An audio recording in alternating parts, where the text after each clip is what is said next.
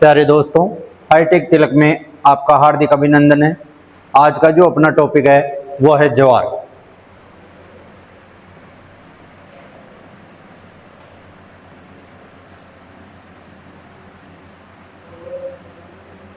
Sorghum. Sorghum आपको मालूम भी है, ज्यादातर अपने घर वाले यूज करते हैं चारे के लिए। ज्यादातर घर वाले यूज करते हैं चारे के लिए। तो मैं आपको बताऊंगा ज्वार का क्या क्या उपयोग है, कौन सी उन्नतशील किस्में बढ़िया है। तो देखो, ज्वार का वैज्ञानिक नाम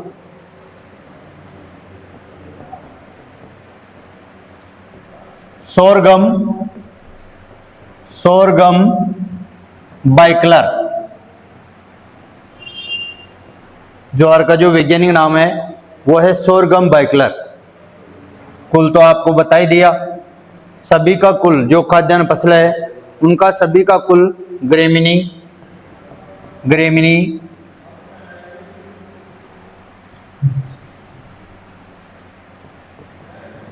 ग्रेमिनी पोएसी,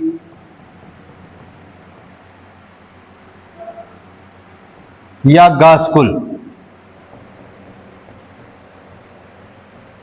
ग्रेमिनी, पोएसी या घासकुल। इसके बाद में देखो, इसका जो कुल है, नहीं, इसका जो उत्पत्ति स्थान है, कुल नहीं, कुल तो लिखा दिया। इसका जो उत्पत्ति स्थान है, इसका जो उत्पत्ति स्थान है वो ही है बाजरे के समान अफ्रीका। अफ्रीका। गुणसूत्र संख्या है, गुणसूत्र संख्या है 2n बराबर 20। ये है, देखो गुणसूत्र संख्या 2n बराबर 20। मक्का की भी यही है 2n बराबर 20, ज्वार की भी यही है। और देखो, मैं बताया था आपको दान की 2n है 24, गेहूं की 2n है 42। ये दान, गेहूं और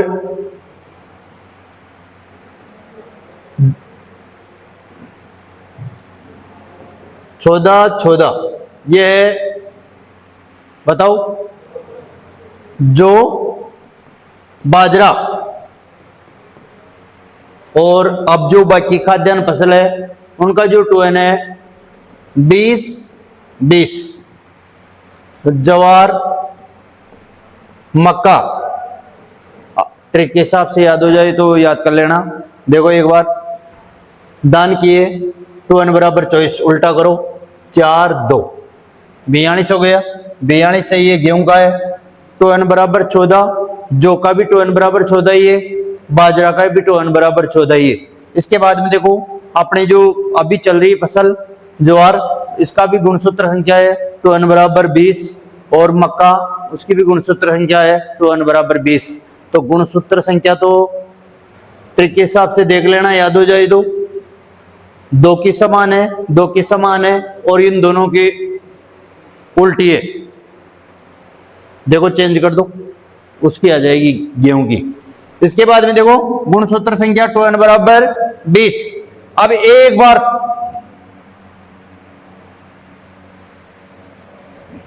सामान्य संगठन, सामान्य संगठन,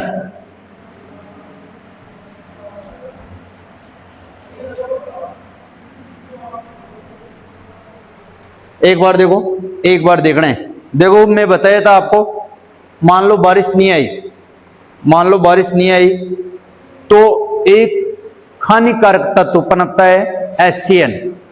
ज्वार का जो पौधा है उसमें एक हानिकारक तत्व HCN पनपता है। तो HCN के बारे में मैं डिटेल से बता रहा हूं आपको। HCN का कोई सा भी क्वेश्चन आ सकता है, जैसे HCN कहां बनता है, सबसे ज्यादा कहां पाया जाता है, ऐसे क्वेश्चन आते हैं। HCN की कितनी मात्रा पशु को मार देती है, ये मैं HCN की पूरी डिटेल से बता रहा हूं आपको। देखो, हानिकारक तत्व, हानिकारक तत्व HCN, इसके अन्य नाम है हाइड्रोसायनिक अम्ल एसियन, दुरीन, प्रूसिक,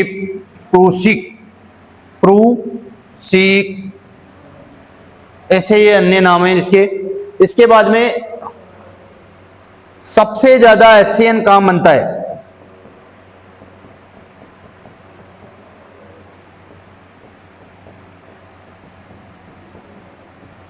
तो ये बनता है सबसे ज्यादा एसियन जड़ों में। ध्यान रखना, ये क्वेश्चन कंफ्यूज करता है और सबसे ज्यादा क्वेश्चन पूछता है सबसे ज्यादा एसियन कहां बनता है? जड़ों में। लेकिन सबसे ज्यादा एसियन कहां पाया जाता है?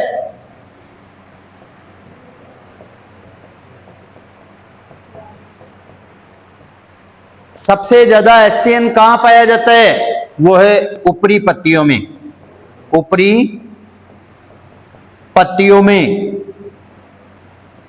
कितनी मात्रा? पशु 0.5% से अधिक मात्रा पशुओं को मार देती है। अब देखो, और यो एसियन क्यों बने जे? एसियन क्यों बने जे? मान लो बरखा नाई या पानी की कमी जे, बरखा नाई पानी की कमी जे, जदे भी एसियन ज्यादा बने जे। तो देखो क्यों बनता है?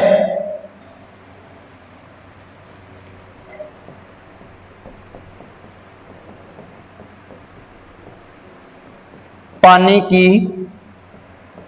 कमी के कारण। एक बार देख लो रे भाइयों, देखो ज्वार को सबसे हानिकारक तत्व जो है एसियन, ज्वार को सबसे हानिकारक तत्व जो है एसियन, यो बने खड़े जे और सबसे ज्यादा खड़े पाए जाओ जे, सबसे ज्यादा जो बनबा को काम करे जे। देखो जड़ों में सबसे ज्यादा एसियन कहां बनता है? जड़ों में बनता है। सबसे ज्यादा एसियन कहां पाया जाता है? जैसे पत्तियां खाते अपने गाय भैंस जैसे ही जाती है खेत में, एसियन की मात्रा बढ़ जाए या छोटी सी हो, फसल ज्यादा बड़ी नहीं हो, पत्तियां खाते डायरेक्ट एसियन ये क्या है? जहर फैलाने का काम करता है। तो ये खुद ही जहर है। तो ये क्या करेगा?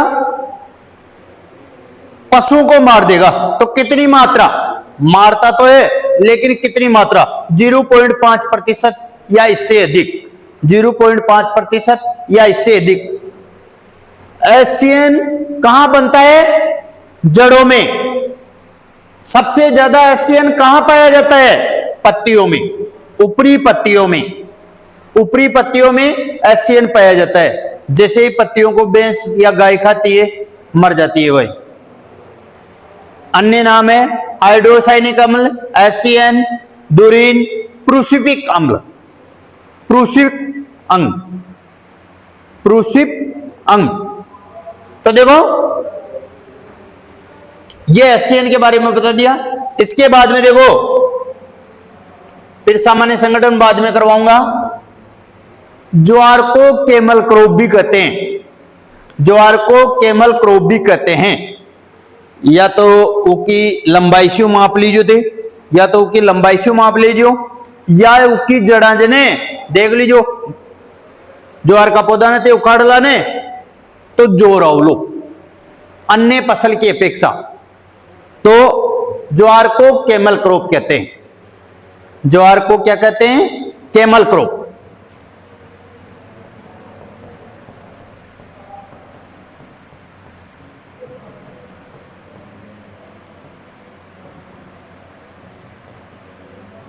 ज्वार को कैमल क्रॉप भी कहते हैं क्योंकि इसकी जड़ें अधिक गहराई में जाती है।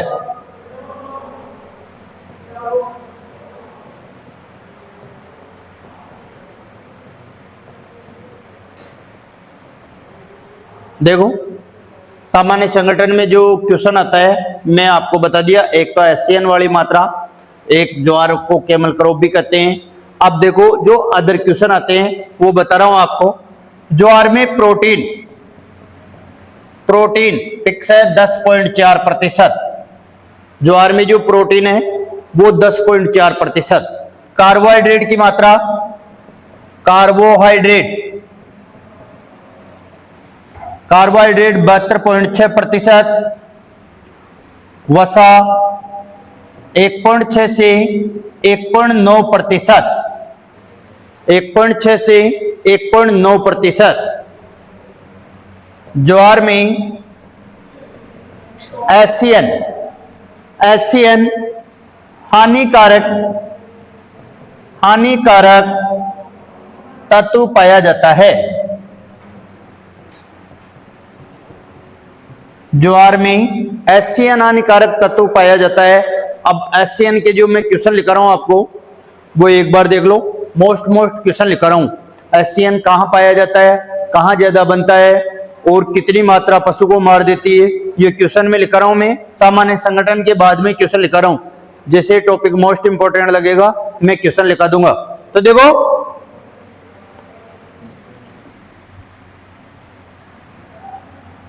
सर्वाधिक HCN कहां बनता है, या HCN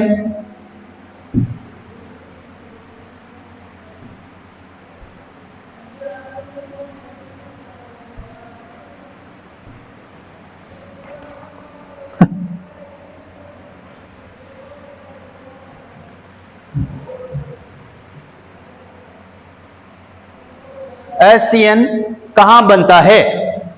तो जो आंसर है जड़ों में।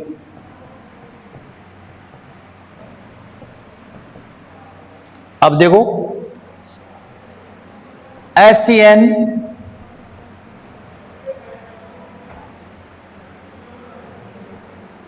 सर्वाधिक HCN कहां पाया जाता है? यह कंफ्यूज करेगा आपको। ऊपरी पत्तियों में सर्वाधिक जो HCN है वो ऊपरी पत्तियों में पाया जाता है। HCN की अगला जो क्वेश्चन है, HCN की कितनी मात्रा पशु को मार देती है? HCN की कितनी मात्रा पशु को मार देती है? 0.5% या इससे अधिक,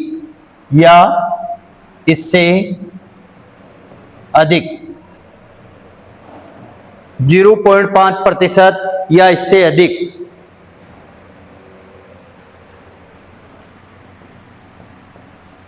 HCN क्यों बनता है? ज्वार में HCN क्यों बनता है? पानी की कमी के कारण। ज्वार में HCN क्यों बनता है? पानी के कारण। ज्वार में HCN क्यों बनता है? पानी के कारण। ध्यान रखना, जब बारिश नहीं आए या सिंचाई का साधन नहीं हो तब HCN बनता है। ज्वार में HCN क्यों बनता है? पानी के कारण। HCN को अन्य किस नाम से जाना जाता है? देखो हाइड्रोसायनिक अम्ल,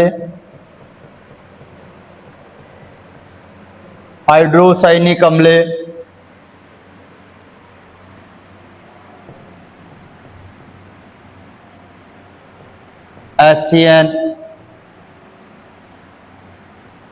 दोरीन, प्रोसिक अम्ल, अम्ल आदि। देखो हाइड्रोसाइनिक अम्ल, HCN, धुरीन, प्रोसिक अम्ल आदि। तो देखो ये था अपने सामान्य संगठन, सामान्य संगठन।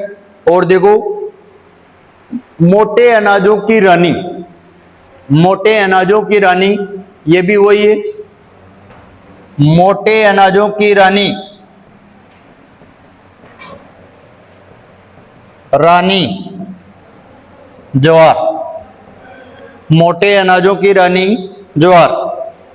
ज्वार का जो फसल है वो दाने व चारे के लिए उपयोग में ली जाती है।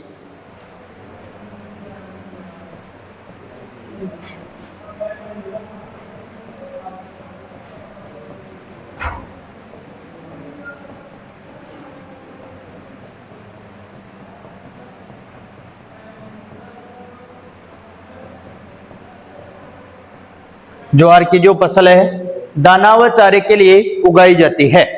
यो था अपने सामान्य संगठन। अब देखो जलवायु,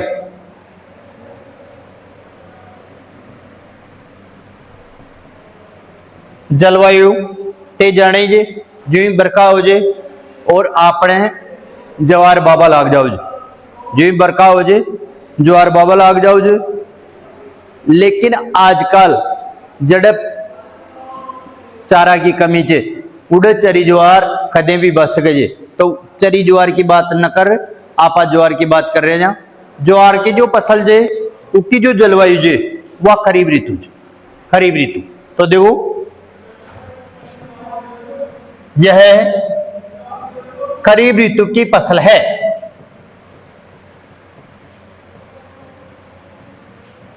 यह खरीफ ऋतु की फसल है, चौमासा की फसल जे। खरीफ ऋतु को मतलब चौमासो, खरीफ ऋतु की फसल जे तो यह चौमासा की फसल जाने। फसल बुआई के समय, फसल बुआई के समय वो ट्रिक बताया था आपको, 25 से 30 डिग्री सेंटीग्रेड तापक्रम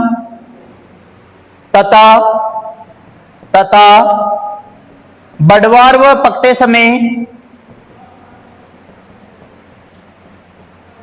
बढ़वार व पकते समय 5 कम करने, +5 -5 वाली ट्रिक याद रखना, +5 -5 वाली ट्रिक। तो देखो बढ़वार व पकते समय 20 से 25 डिग्री सेंटीग्रेड तापक्रम की आवश्यकता होती है। 20 से 25 डिग्री सेंटीग्रेड तापक्रम की आवश्यकता होती है। मर्दा हर क्लास में बता रहा हूं मैं आपको, हर क्लास में कपास और धान को छोड़कर, कपास और धान को छोड़कर सभी में, कपास और धान को छोड़कर सभी में अच्छे जल निकास वाली बलुई मृदा सबसे उपयुक्त रहती है। बलुई मृदा,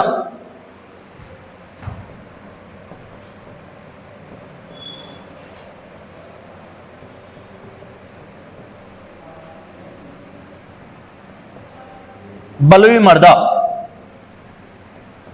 तो देखो बलुई दोमट या बलुई मृदा सबसे उपयुक्त रहती है। इसके बाद में देखो उन्नतशील किस्में,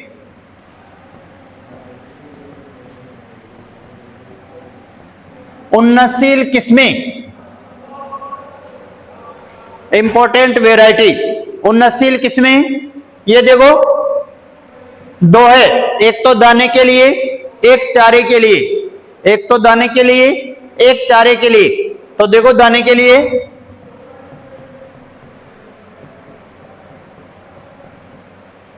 CSH1, CSH1 इसकी ट्रिक भी यही है। CSS आ जाए तो बेझिझक आप ज्वार की कर सकते हो।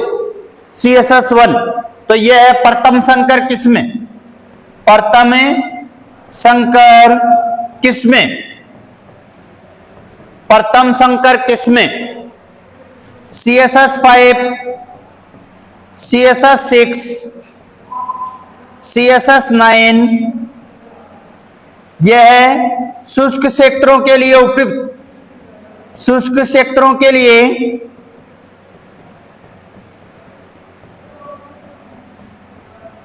उपयुक्त, शुष्क क्षेत्रों के लिए उपयुक्त यह है CSS5, CSS6, CSS9, SPV चिन्हन में प्रताप जवाहर वन,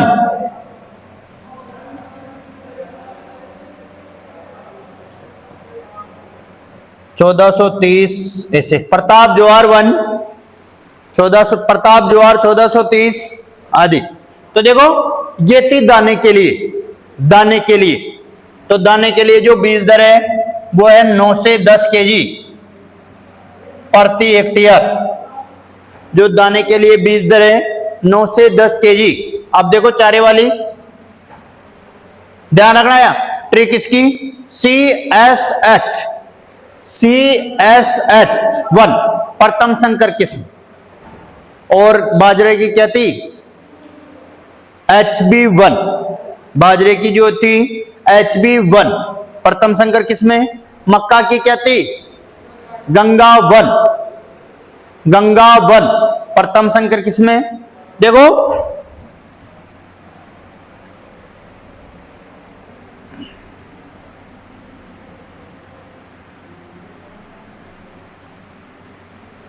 चारे के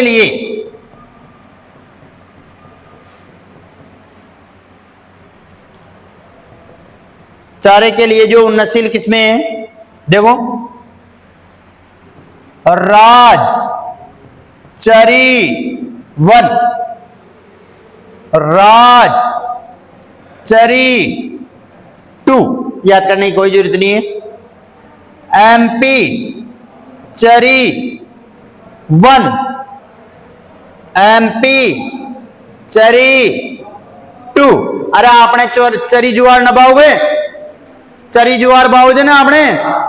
तो देखो राजस्थान से जो विकसित किस्म जे राजचरी 1, राजचरी 1, राजचरी 2, MP जो विकसित है MP चरी 1, MP चरी 2। इका बाद में एक और SSG 62, या भी चारा के लिए चे दोहरा उपयोग के लिए जी, या SSG 62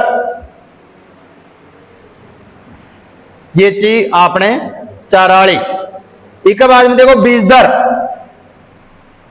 बीज दर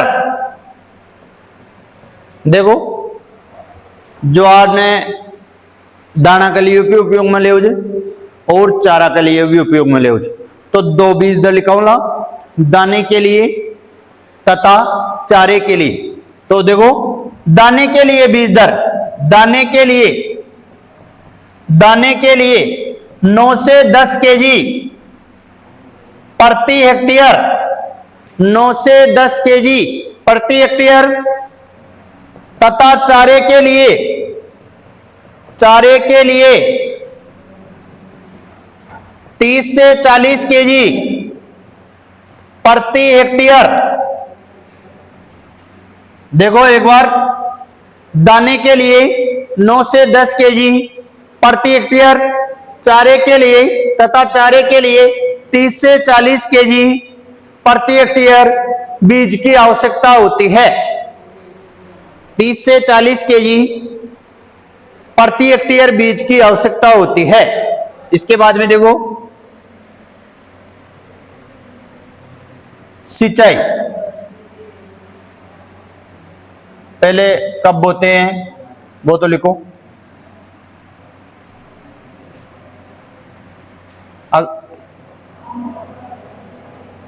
सिंचाई तो बाद में आएगी। बुआई का समय, बुआई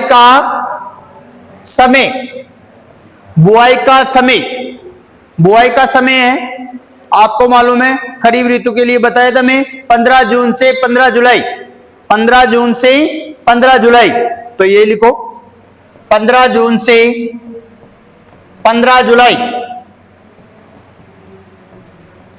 15 जून से 15 जुलाई बुआई का समय है। ज्वार का जो बुआई का समय है 15 जून से 15 जुलाई। बुआई की विधि बुआई की विधि, इसका पौधा क्या है, ज्यादा फैलता है इसलिए इसकी दूरी है कतार से कतार की दूरी 45 सेमी, पौधे से पौधे की दूरी, पौधे से पौधे की दूरी 15 सेमी रखते हैं। जैसे बाजरे की रखी है ना, बाजरे की, वैसे के वैसे इसकी है। कतार से कतार की दूरी, कतार से कतार की दूरी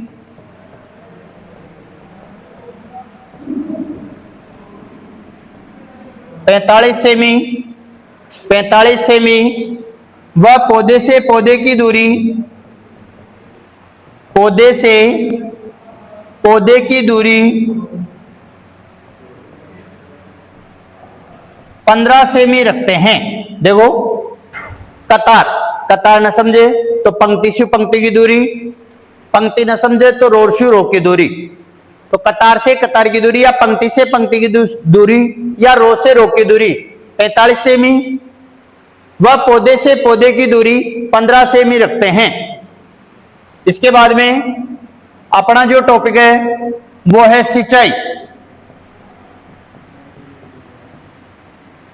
सिंचाई बाजरे में आपको मालूम है, बाजरे में मैं बताया था फूल आते समय, वैसे ही फूल आते समय बाली आती है ना बाजरे की, जैसे ज्वार की बाली आती है, तो वो ये सेम फूल आते समय जो क्रांतिक अवस्था है इसकी बाजरे की और ज्वार की, वो फूल आते समय।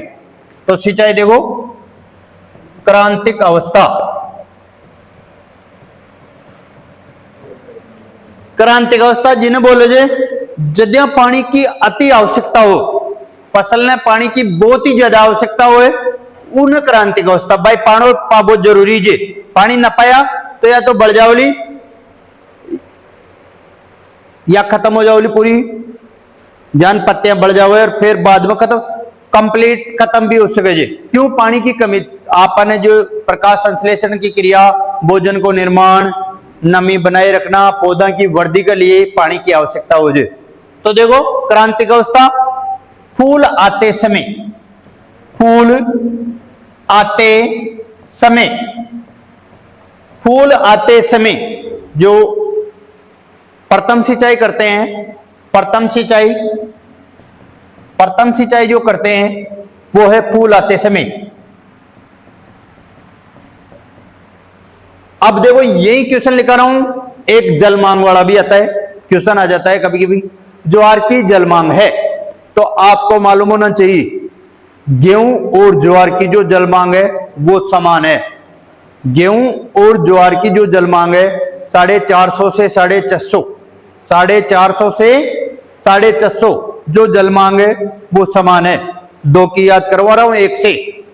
तो देखो जल मांग, जल मांग है 450 से 650 mm। देखो जल मांग 450 से 650 mm। इसके बाद में देखो परीक्षण बार, परीक्षण बार, परीक्षण बार, परीक्षण बार होता है 1000 दानों का बार। 1000 दानों को गिनेंगे ज्वार के तो फिर परीक्षण बार याद कर सकते हो। 1000 दानों का जो बार है वो है परीक्षण बार। तो इसका जो परीक्षण बार है 25 से 30 ग्राम। ज्वार का जो परीक्षण बार है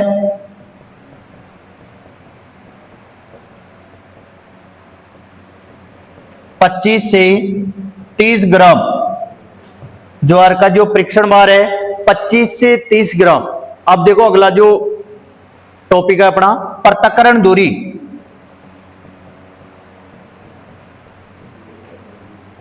आपको डेफिनेशन बता रहा हूं मैं पृथक्करण दूरी की। आनुवंशिक शुद्धता बनाए रखने के लिए दो किस्मों के मध्य की जो दूरी है उसे पृथक्करण दूरी कहते हैं। आनुवंशिक शुद्धता बनाए रखने के लिए दो किस्मों के मध्य की जो दूरी है उसे पृथक्करण दूरी कहते हैं। तो ज्वार की जो पृथक्करण दूरी है 200 से 100 m, 200 से 100 m। देखो 200 m, 100 m। 200 M 100 M. इसके बाद में ज्वार का पुष्पक्रम, ज्वार का और एक फसल और है, ज्वार का एक फसल और है दान। ज्वार का और दान का जो पुष्पक्रम है उसका नाम है पेनिकल।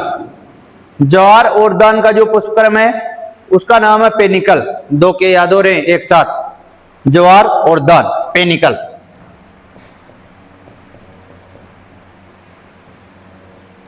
पेनिकल, पुष्पक्रम, पेनिकल। बीज को कहते हैं, बीज को जो कहते हैं कैरियोप्सिस।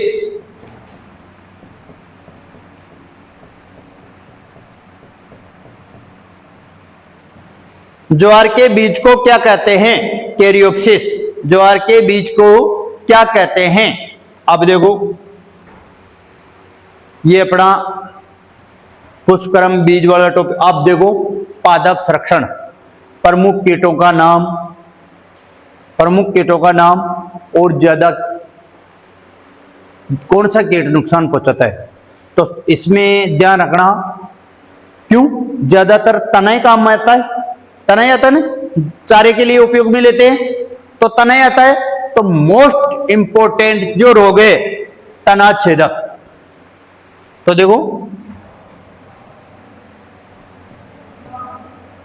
कीट तना छेदक आक्रमण अंकुरण से लेकर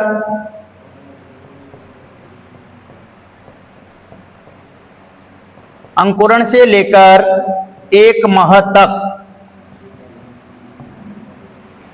अंकुरण से शुरू, जान मान ले अंकुरित हो जाओ, अंकुरित हो जाओ और एक महीना तक फसल हो जाओ, जद्या भी आक्रमण करे जो तनाछेदक, तनाछेदक कह दो, तना भेदक कह दो। यो चे अंकुरण से लेकर एक माह तक, अंकुरण से लेकर एक माह तक सबसे ज्यादा नुकसान पहुंचाता है तनाछेदक। बाजरे को भी ये सबसे ज्यादा नुकसान पहुंचाता है तनाछेदक। देखो,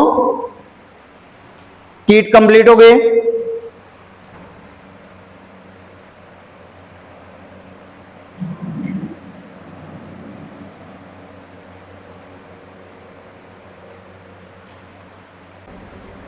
प्रोटीन, प्रोटीन सर्वाधिक मात्रा में ज्वार में ल्यूसीन प्रोटीन पाई जाती है।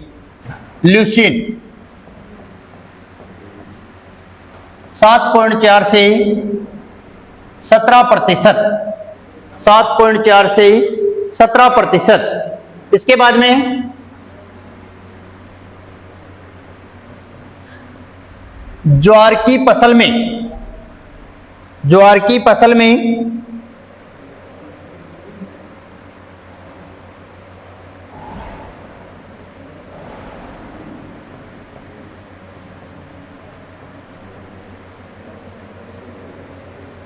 ज्वार की फसल में कौन सा खरपतवार सर्वाधिक मात्रा में पाया जाता है?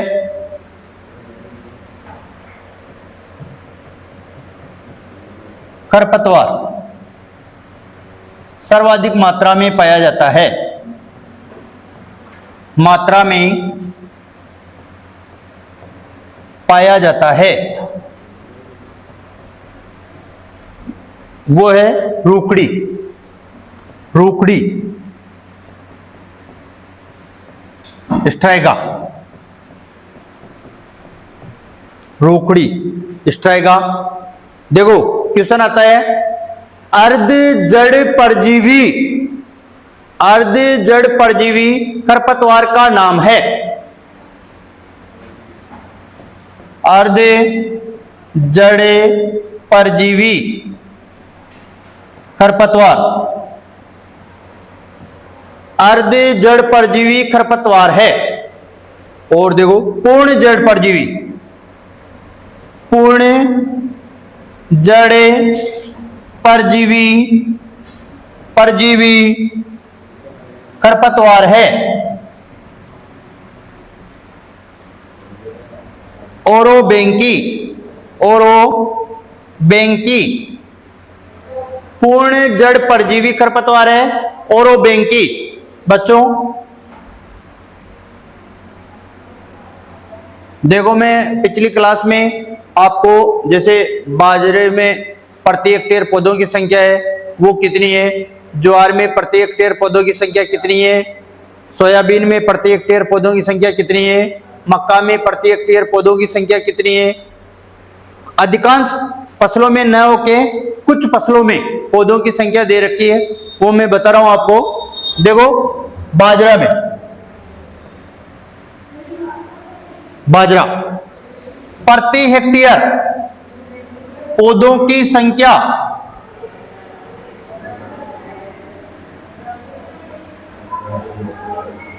1,66,000 और ऐसे आ जाए 1,50,000 से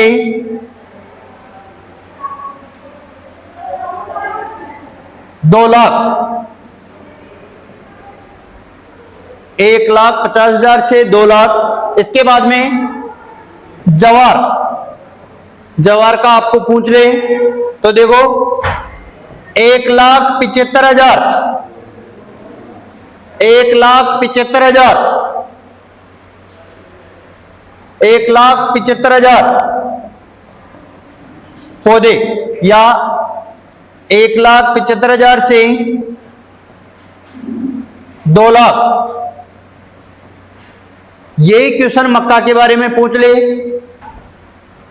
मक्का तो 66,000,